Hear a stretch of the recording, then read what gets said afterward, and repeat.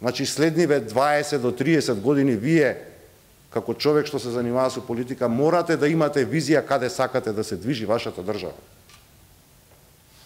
Остатокот е политиканство. За дневни потреби. Вадење бабароги, кои што плашат народ. Измислување на приказни кои што не постојат во реалност. Со цел да се добие дневно политички поен. Во ред. Можеби некоја политичка структура ќе добие, кога е ова прашање, определен политички поен дневно. Меѓутоа, раните кои што ги отвара за да ги ќари тие ситни политички, односно политикански проблеми, се оние кои што ќе остават последица во следните 20 на 30 години кои што ги споменав.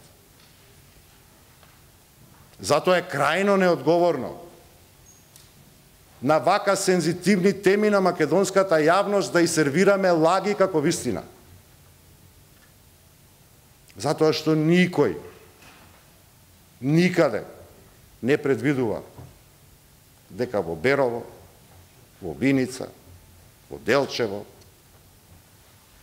етнички, хомогени структури со македонци, со македонски народ, ќе биде потребно било кој, на било кое ниво, да употребува јазик кој што не е негов мајчин јазик, а е службен, односно македонскиот.